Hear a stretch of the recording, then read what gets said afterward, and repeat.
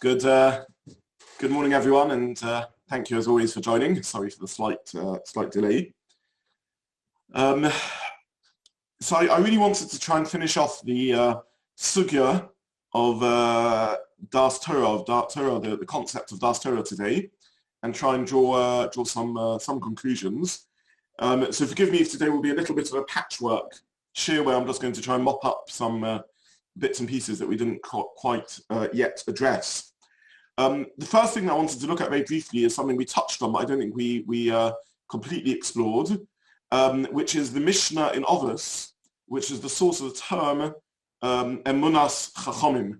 Now we looked 2 weeks ago, I think we didn't learn together last week, but 2 weeks ago, we looked at a Mishnah in the first Mishnah in the 6th chapter of Ovos, which speaks about the role of Chachamim in giving eitzah, in giving advice, and the Mishnah counts v'ne'enim mimenu eitzah tishia bino gevura. The Mishnah says that one benefits from a wise person in advice and knowledge and sound understanding and counsel. And we looked at how the Mefarshim, the different commentaries, understood that line. But there's a Mishnah later on in the 6th chapter of Ovos, and incidentally, I mentioned 2 weeks ago that the 6th chapter of Ovos is not really a Mishnah; it's really a brisa. It's an external Tanaitic source that wasn't included by Rabbi Nasi in the Mishnayos, but nonetheless has been grouped together with Pirkei Avos. And there the Mishnah lists the concept of Emunas Chachamim, which has become really a catchphrase linked with the concept of Das Torah. Emunas Chachamim, belief in the Chachamim. Now again, I don't want to get overly caught up in semantics, but is this phrase in the Mishnah a source for how it's commonly used? Or is the phrase Emunas Chachamim as commonly used an inaccurate representation of how the Mishnah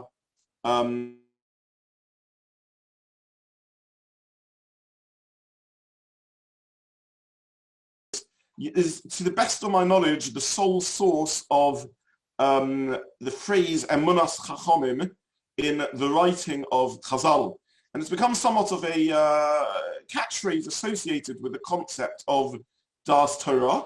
And I don't want to become overly caught up in semantics, but does this catchphrase derive its origin from an accurate reading of this Mishnah?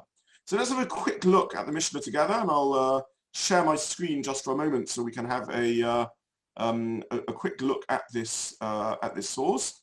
So here we have the Mishnah in Ovos, and the Mishnah says, Gedolim Torah Yosem and Akuna and Malchus is talking about the greatness of Torah vis-a-vis kahuna and kingship. Shehamalchus niknes b'shloshim ma'alos. It's a difficult phrase to translate, but kingship is acquired with 30 qualities, kahuna with 24 qualities. Torah niknes ba'abayim shmonim dvarim. And Torah is acquired with 48 things. The Elohim, these are the qualities with which Torah is acquired.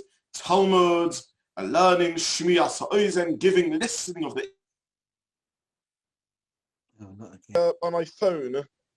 Let me see if we can work like that, and I apologize for these constant interruptions.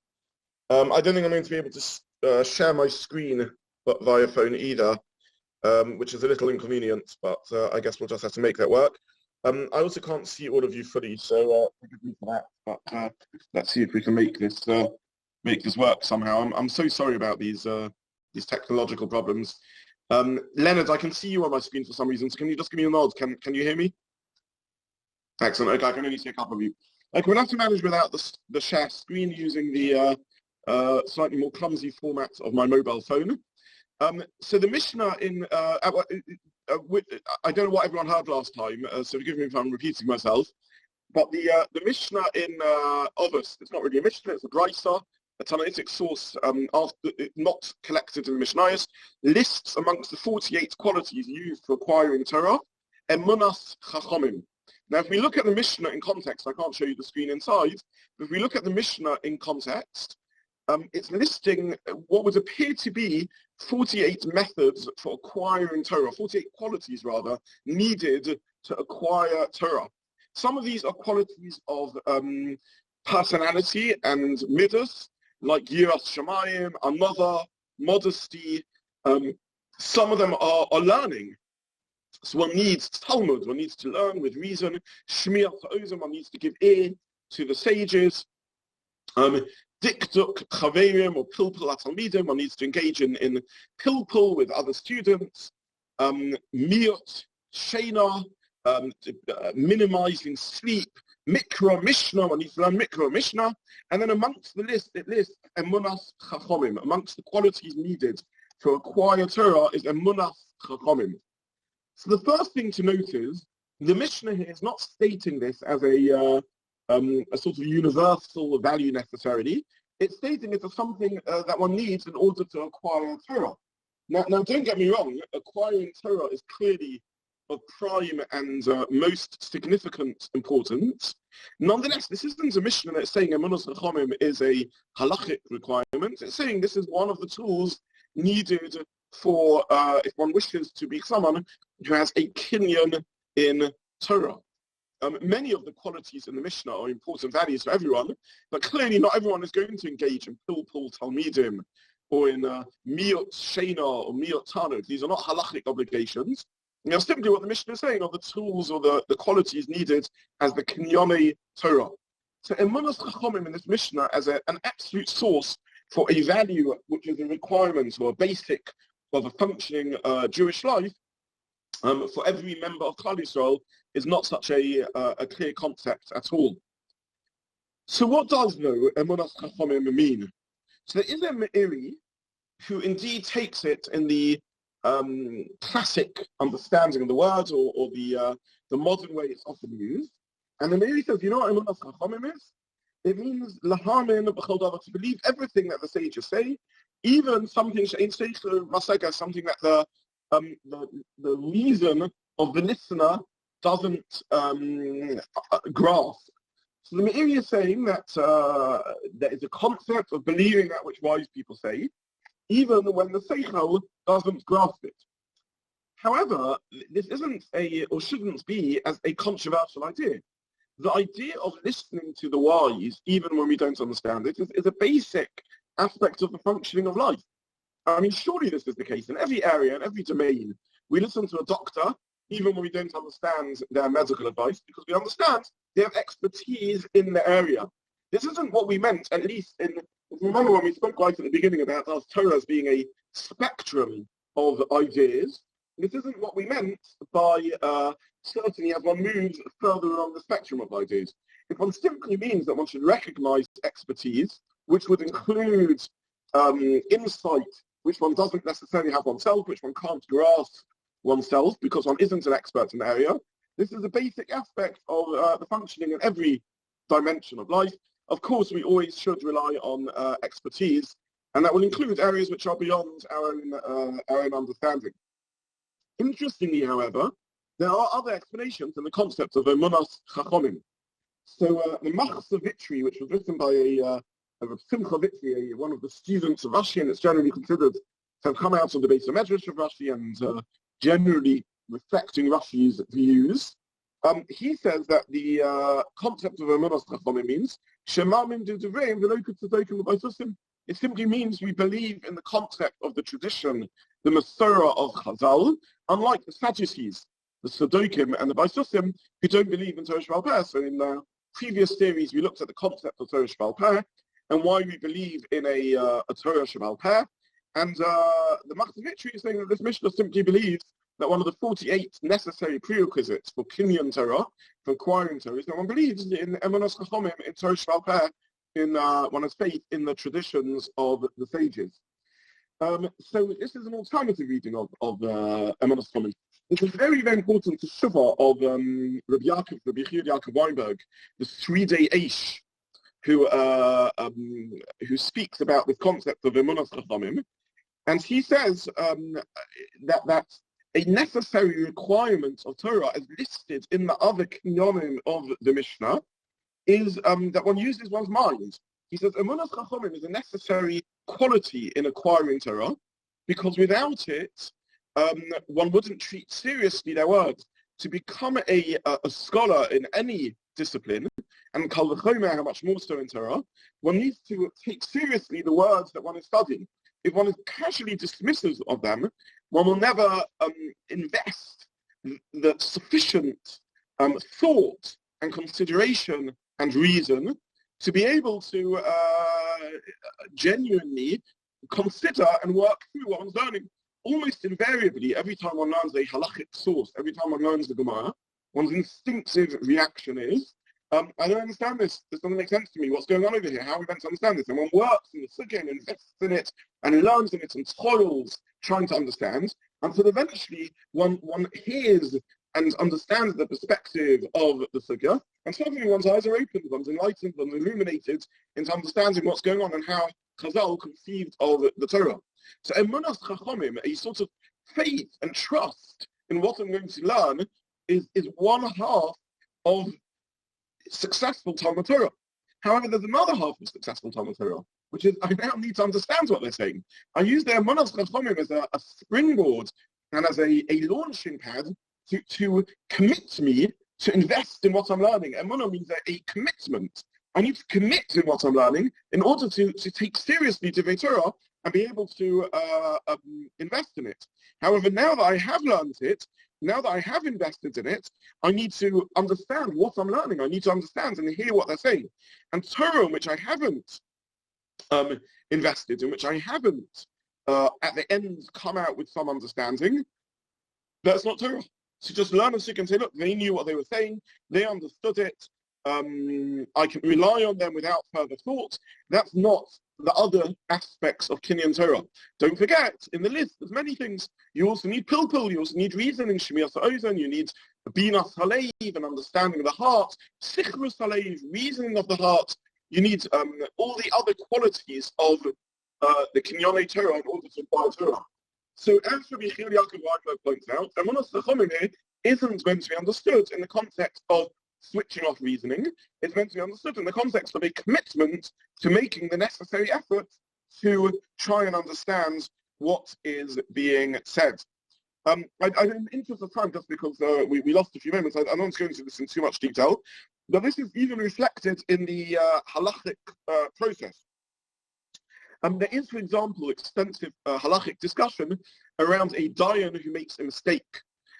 What happens if you have a basin that mispaskins? By the way, this is a general discussion in Shulchan Aruch about the responsibility of experts who give wrong advice. It's an area in any legal system, in secular law. So what happens if your accountant or your lawyer misadvises you?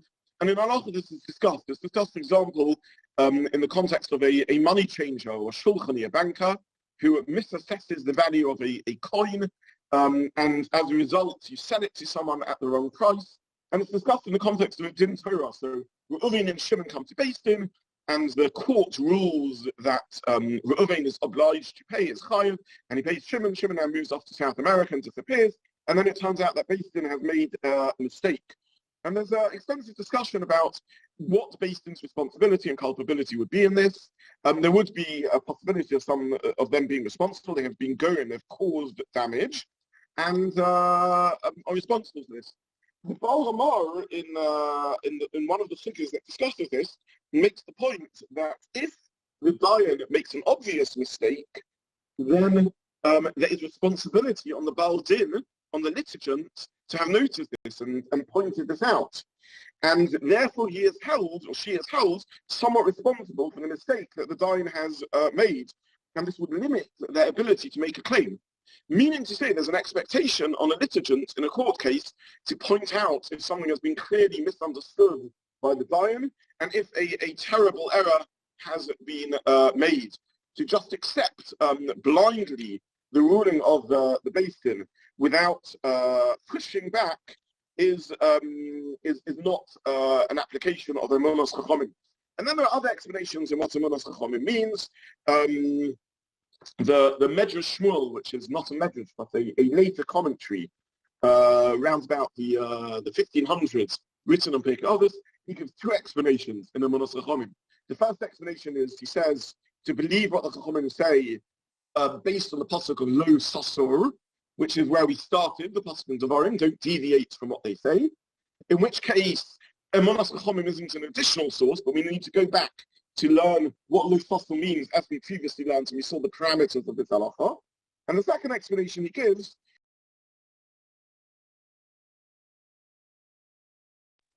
and belief of the wise, meaning the way that the wise have emunah. So it's actually referring to emunah in Hashem, in theological matters. Emunah in HaKadosh Baruch Hu, faith in the tenets of Yiddishkeit. How should we have that faith? Chachamim, in the manner of the wise people who relies upon the Masorah and relies upon tradition and other such matters. So there's, in brief, just to summarize this section of the shir, there is a phrase, Emunas Chachamim, often widely quoted.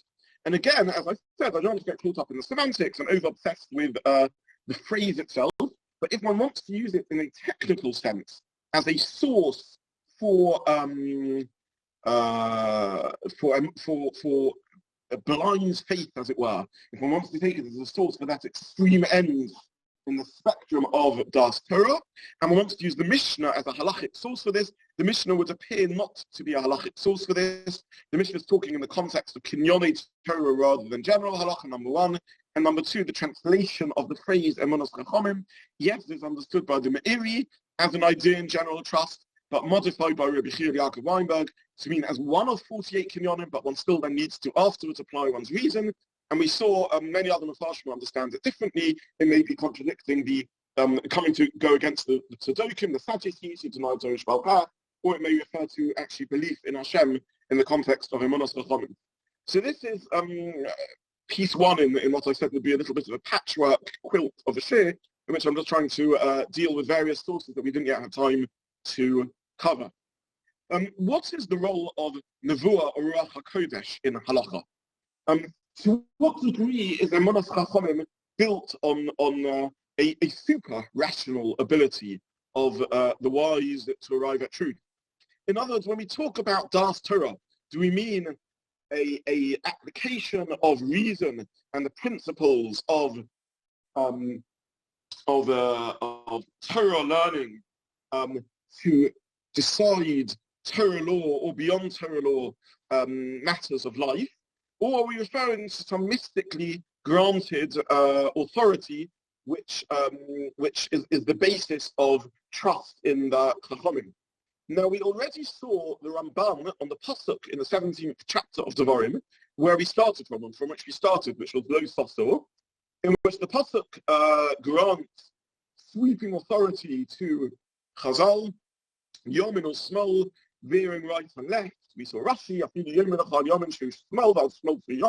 even if they tell you that which is right is left and that which is left is right. And then the Rambam says the first basis for this is to avoid I'm just being called in on my phone, apologies for the disruptions. The first basis of this is because you need a system, otherwise Torah will become chaotic. But the second thing he says is that they wouldn't make a mistake. The spirit of Hashem is on those who serve him. He won't neglect the pious and the righteous. So the Ramban introduced a terminology of something beyond rationalism, a mystical source of insight. Does Nevuah and prophecy and Ruach HaKodesh have a place to play in the halachic system? So there's a lot to say around this. I guess I'll just try and say a few points. The first point to say is that the divide between prophecy and rational thought is not necessarily as clear-cut as we think. And the idea that somehow prophecy is a completely mystical experience that doesn't have a rational element to it is not so clear-cut. And there may be a flow or merging or spectrum of ideas here at work in which the whole division between the two isn't as clear-cut as we often think. Meaning to say that, in a sense, exceptional wisdom and insight is also something God-given and granted. You give chonein, freely grant to a human being dart, the ability to reason and think. And in the thinking of many of the Rishonim, both the philosophers and the Mekubalim, the mind and its ability to reason is a type of Ruach HaKodesh. It's a type of holiness and spirituality. One of the things we mean by Kedusha, when we say a person should be Kodesh, a person should be holy, part of what we mean by that is that they should be a rational thinking person who uses reason. So I'm not going to go into this in too much detail. It's perhaps a topic for another series on Sunday morning, what we mean by prophecy at all, what the concept of prophecy is. I just want to point out that the division is not as clear-cut as one might think. Indeed, there is a Gemara in Baba Basra, and the Gemara in Baba Basra brings from Rav Dimi a statement of Rav Dimi, Demin Haifa. Rav Dimi, this is Baba Basra Yud Beis Amud Aleph, Miyom Shecharav Beis Hamikdash, from the day that the Beis Hamikdash was destroyed, Nitla Nevuah Min HaNeviim, prophecy was taken from the prophets, V'nitna LeChachamim, and was given to the wise. Then the Gemara carries on, Otu Chachamim Lav Navihu, it's a Chacham not a Navi, Hachikam Afal Pisha Nitla Min HaNeviim, even though prophecy was taken from the Neviim, Min HaChachamim Lo Nitla. Prophecy was not taken from the Chachamim, and then the Gemara carries on, Amar Meima, Chacham Odif Me Novi. Very famous line, a Chacham is greater than a Novi. I think I've discussed this line before in different contexts. Again, I don't want to go through it in too much detail, given the line, the amount of time available. But both the Rambam in his Perush, in his commentary on the Gemara, and Rashi on the Sugya, seem to understand the Gemara, which in many ways is the simplest reading of the Gemara. Even though vision and sight, it says the Rambam, was taken from the prophets, they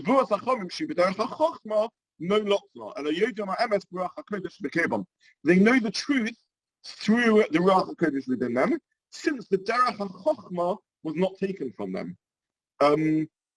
So the Rambam does seem to refer, and Rashi said something not too dissimilar on this Gemara, seems to understand that there is a form of prophecy left to Chachamim, to wise people, which the Ramban takes as the Ruach HaKodesh, which exists inside them, revealing to us a little bit about what the Rambam meant when he spoke about the Ruach HaKodesh of the Sanhedrin. Because the Rambam calls this Ruach HaKodesh on the one hand, and on the other hand, it refers to this as Derech HaChochma, insight achieved through wisdom. The Ritva, for example, in the Sugya says, Sheyasigu b'sichlam, they reach through their intelligence, Dvarim ha'besh inkach, b'seichel ha'tivi v'asigam, that natural intelligence wouldn't be able to achieve. So what this appears to be saying, and it's difficult to understand exactly what these sources mean, but they seem to be linking to this idea that we referenced, that once we can refer to a Ruach HaKodesh, a holiness of spirit that enables wise people to achieve insight with heavenly assistance that would be beyond that which normal seichel can achieve, nonetheless, it has to be arrived at through derech seichel, through a way of reasoning and wisdom, rather than through just an appeal to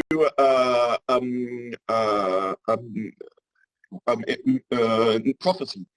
In other words, the insights of Chachamim can't just be, this is Ruach HaKodesh, this is Nevuah, this is prophecy, but rather as to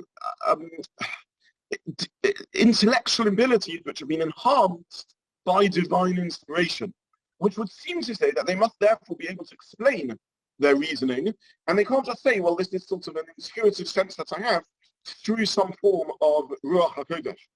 The Rambam certainly was told of this, because the Rambam is very clear in several places in his Mishnah Torah and in his Hakdama that prophecy is not able to be mechadesh, not able to innovate anything.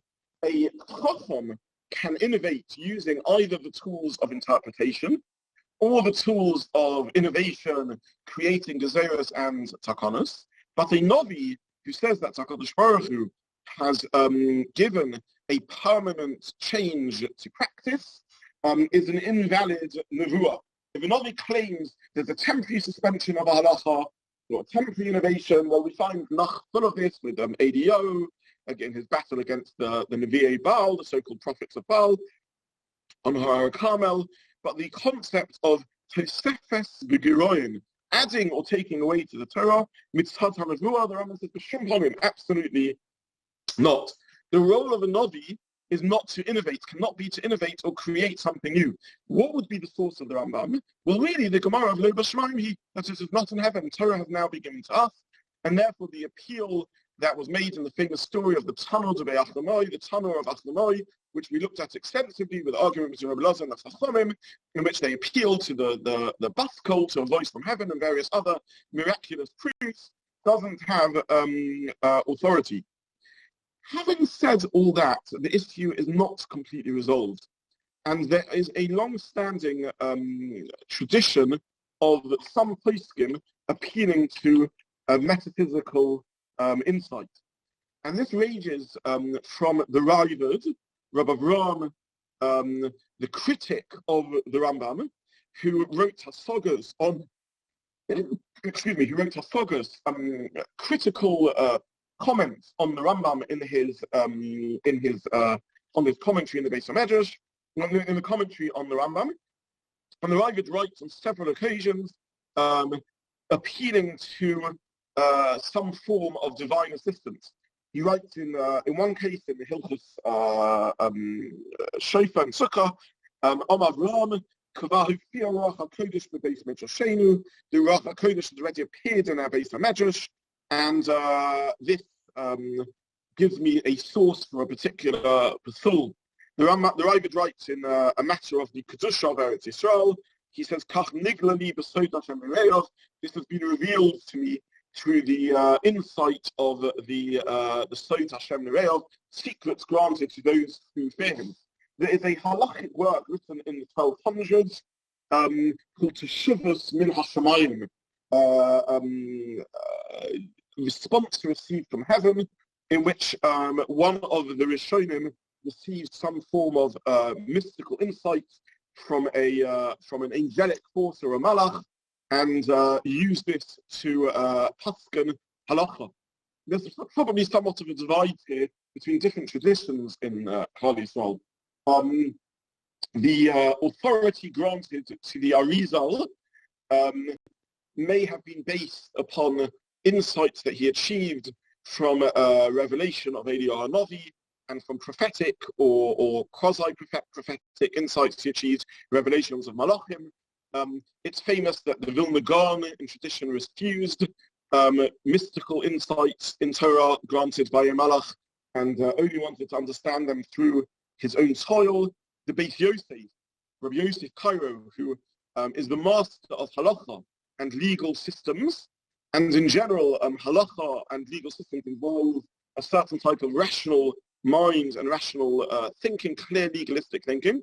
Interestingly, in Yiddishkeit, very often the greatest halachists and legal experts are also the greatest mystics, and Rabbi Yosef Cairo wrote a work, the Magid Meisharim, in which he spoke about the mystical insights he achieved through angelic revelation. Not that these mysticisms were used for halacha, but they were used for Kabbalistic insight and mystical insight by the Arizal and the like. So it's not quite clear-cut that in this particular area, the Rambam got the last word, and that prophecy has no role in ongoing revelation of Torah. It won't surprise you that Rav Kook, for example, who was a mystic of sorts himself, does take the idea, based on a Rishon, on the Kuzari, that Ruach HaKodesh and Nevuah can assist and facilitate Torah and Pesach against the view of the Rambam. The Rav Kook argues, he says, if we learn the Mishnah, the first Mishnah of us, Moshe Kibbel Torah Sinai, or Masori Yeshua was the Canaan, the Nevi'im. In the chain of tradition, the Nevi'im appear, and the Nevi'im gave it to the Anshe Knesset of Gedolim. So Rav Kook says, did the Nevi'im just appear on the list because they happen to be in the chain of generations, or as would be the simplest reading in the Mishnah, they appeared as Nevi'im. Their role in the chain of tradition is because they are prophets. Because they are prophets, therefore they in their role as prophets, they received the Torah and transmitted it onwards, and therefore they were granted the ability to use their prophetic insight to grant wisdom and understanding of Torah. So just to summarize in the time available this part of the shir, the the issue of Ruach HaKodesh, Nevuah, in halacha, in the halachic process, remains somewhat unresolved. In general, 99+% of halachic sources do not appeal to mystical insight, do not appeal to Ruach HaKodesh, and it's very, very rarely impacts on halacha. However, there's no denying that in a very small minority of cases, such insights have entered into the halachic system, perhaps particularly through the writings of the Arizal, which entered into halacha through the Magen Avraham, a very prominent and important posting on Shulchan Aruch. And it's possible that some of the insights of the Arizal were achieved not just through mystical thought and thinking, but also through revelation. And there are a couple of sources in the Rishonim, a couple of times in the Raavad, 2 out of many tens of thousands of halachic ideas that the Raavad says, in which he appeals to Ruach HaKodesh insight. But equally, this idea that somehow the appeal to Ruach HaKodesh means something which is non-rational doesn't appear to be correct. The Rambam, the Ritva, the Chasam Sofer all say that this simply means an enhanced intellectual ability. It doesn't mean a non-intellectual approach. Someone who is appealing, at least in the post-prophetic era, to prophecy has to merely mean by that they are enhancing intellectual ability, but they still need to be able to justify and argue their cause based upon halachic reasoning. If Moshe Feinstein would write a teshuvah in which he would argue his cause and say, I felt I experienced Ruach HaKodesh, I felt I experienced divine assistance and being able to arrive at such clarity in the sugya and find the sources that I needed, this would be acceptable. But were he not to argue his case and just say, this is an insight achieved from the Ruach HaKodesh, this in general would not be granted any halachic credence. Let's not forget, again, the source from the Baal HaTanya that we saw last week, in which the Baal HaTanya was talking about those who seek advice from the Chachamim in areas beyond Torah. And he says this is something that in the era of the Nevi'im, the prophets could be done. We find Shaul seeking advice from Shmuel about finding his lost donkey and trivial matters, seemingly trivial matters of physical functioning in the world. But don't think one should turn to the wise for prophetic insight into matters and counsel involving life and livelihood and marriage and parnasa and things like that. This isn't the domain in which Ruach HaKodesh is relevant at all. So this is just a dipping in to the area of Ruach HaKodesh and prophecy around this topic. I want to use the little bit of time available to speak about 2 more issues over here, and then try and just give a very brief summary around one more point connected to this. And this is the issue of mistakes made by great figures. And I was asked to address this, and I will very briefly speak about this in 3 scenarios. The first scenario is a Gemara in Gittin, and I wanted to share the screen, but I'm unable to do so due to my tech problems. And this is the famous Gemara in Gittin, Nun Vav, in which the Gemara speaks about the encounter between Rabbi Yochanan ben Zakkai and Vespasian. I'm not going to go through the whole story, but very briefly, Rabbi Yochanan ben Zakkai smuggles himself out of besieged Yerushalayim, encounters Vespasian. Vespasian likes Rabbi Yochanan ben Zakkai after Rabbi Yochanan ben Zakkai predicts his successful candidacy as emperor. And he says to Rabbi Yochanan ben Zakkai, ask me what you want. And Rabbi Yochanan ben Zakkai responds, Tenli Yavne v'Chachamel. Grant me Yavne. Grant me refuge for the Torah scholars to set up a continuation of Torah learning and yeshiva in Yavne. Now, why did Rabbi Yochanan ben Zakkai not ask for a cessation to the siege, for mercy on the Jewish people, and the non-destruction of Yerushalayim and the Beis HaMikdash? So Rabbi Akiva commented on this, and Rabbi Akiva says, quoting a Gemara in Yeshaya, a pasuk in Yeshaya 44, there are times when Hashem turns the wise back and makes their knowledge foolish. Because he should have said to him, you should have said to him, leave the Jews alone this time, let them off the hook this time. And then the Gemara carries on, why did Rabbi Yochanan not make this request? Because Husava, he thought, Dilma Kulahida of it. Vespasian won't grant him such a large request. That's sort of put him and then I'll end up with nothing.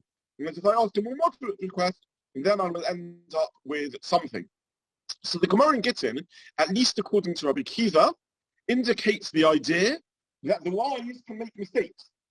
Now, it's interesting that it is Rabbi Akiva who says this, and his criticism of Rabbi Yochanan ben Zakkai is Rabbi Yochanan ben Zakkai was more moderate. He could have asked for more. Because, of course, it's Rabbi Akiva who backs Bar Kokhba in his rebellion against Rome. And it's Rabbi Akiva who mistakenly thinks that Bar Kokhba is going to be the Mashiach of Klal Yisrael, and ultimately realizes that this was a mistake. So we have a source here in the Gemara for the idea of even the great sometimes making terrible mistakes around matters quite literally of the survival of Klal Yisrael, the survival of the Jewish people. Now, I was asked to briefly comment on this because it was alluded to by a questioner. The very tragic and terrible episodes in the Holocaust and areas of mistaken leadership in that. Now, this is a very, very sensitive matter and something I want to be cautious about how I address. And the reason I want to be cautious about this is because anything said connected to the Holocaust has the room for severe and serious misunderstanding, particularly when I'm talking about great people.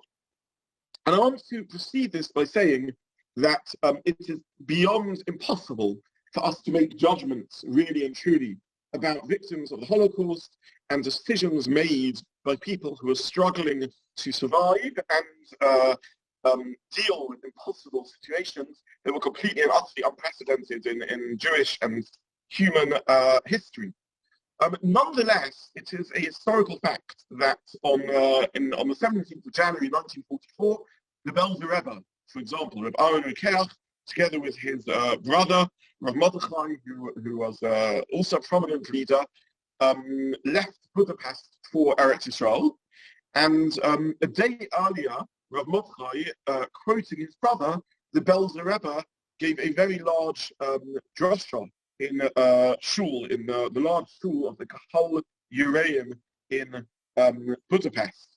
And there he said that my brother and I are moving to Eretz Yisrael, not because of any fear.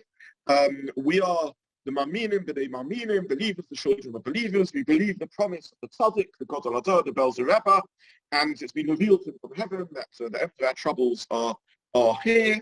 He called people Maktine Emunas, those who are weak of faith, that they thought that destruction would follow, and he said that this is simply incorrect. Everything is going to be completely okay. And this was published extensively in Budapest at the time. It was published again a month later.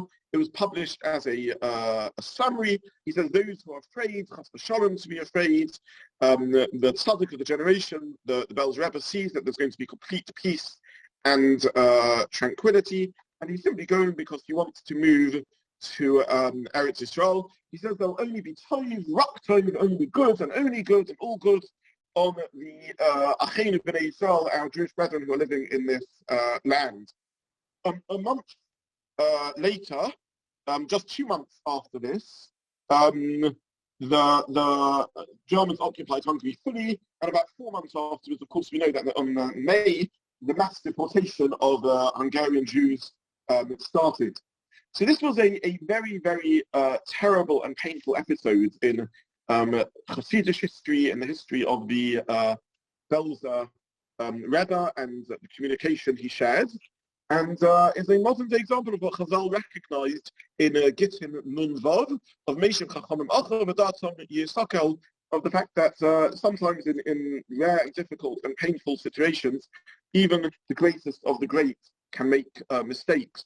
And again, I do not want this chas v'shalom to be seen as inclined criticism of people who are struggling in very, very difficult situations. There's been extensive research and discussion around this speech of the Belzer Rebbe and what to make of it, and it is completely far from me to make any comments on the matter, other than to say that this is a historical fact and a very, very painful episode, one of many, but perhaps the most prominent and famous, and one which really demonstrates the wisdom of this Gemara in Gittin.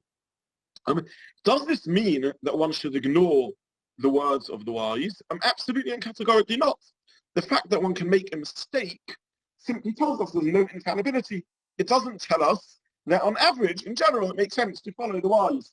And in many, again, I just want to use a comparison from other areas of expertise.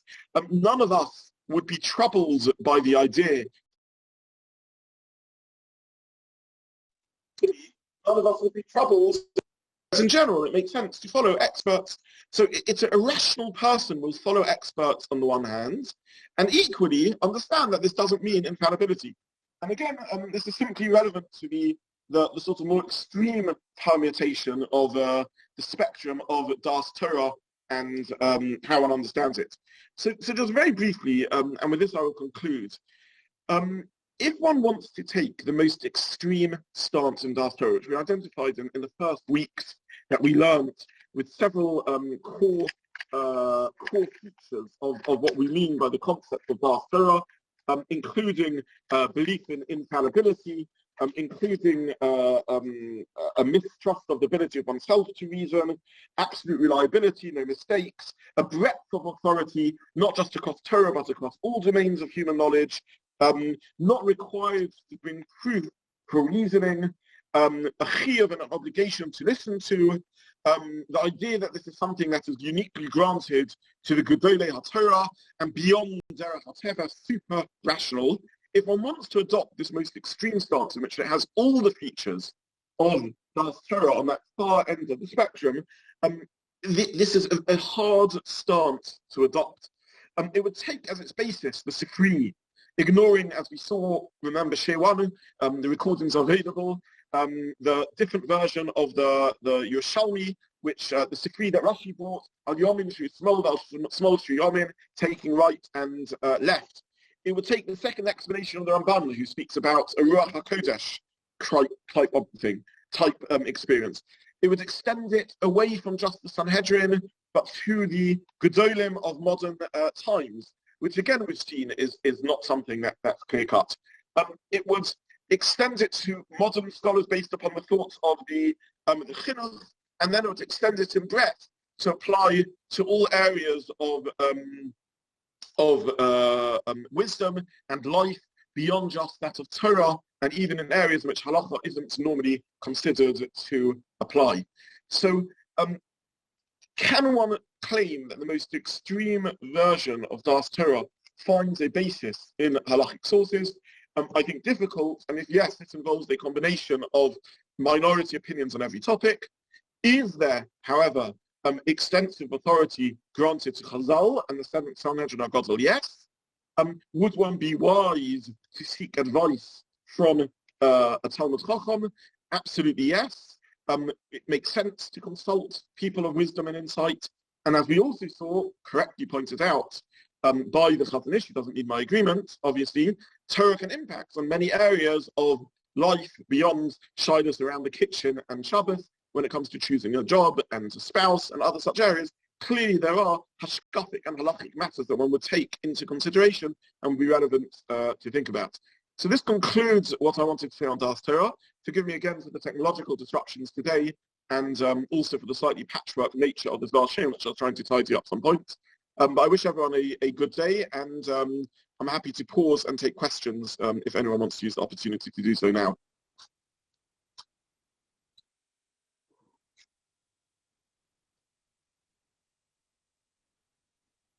Hi, Rabbi Zobin. How recent do we application on the extreme view that seems to be endemic, obviously particularly in the Hasidic world, but in other areas as well? First of all, thank you. I can't see due to my phone who's asking, so if you can just say who attempted to ask. Jeremy, Con. Jeremy, yeah. Okay, thank you. So we looked a little bit in the first weeks at the sources, and we saw that it really is only extensively spoken about, at least in the non-Hasidic world, in the generation before the First World War and then the interwar period. And I tried to bring the first sources in the earliest share that I could find around the topic. And we saw two generations of thinkers that spoke about this. The first generation of thinkers primarily after the First World War, the Chafetz Chaim, Rabbi Chanan Wassman and the like. And then the next generation of thinkers, Chazon Ish, Rav Desper, and interestingly we saw Rav Soloveitchik, who also spoke about this. So that's when in his earlier incarnation in his hesped for Reb Chaim Ozer, though later he seems perhaps to have changed his mind around the topic. So that's the first time one sees it in its fullest iteration. In the Hasidic world, it appears a little earlier, but not much earlier. And we saw, for example, the Balatanya railing against this extreme view. Again, I want to point out, this is only if we take Das Torah in the fullest, furthest along spectrum of idea. If one takes it in a more moderate form, we've seen that there are early sources for these ideas. We've seen a Rashi that speaks about Yom and Shru Smol. We've seen a Rambam that brings Ruach HaKodesh into this. We saw an Abarbanel, who speaks about the insight even in matters of war and the economy. So the idea of bits and pieces of it does have a basis in classic sources. The uniqueness of the modern day application of it seems to be in combining all of them together into the most maximalist stance in each one of them.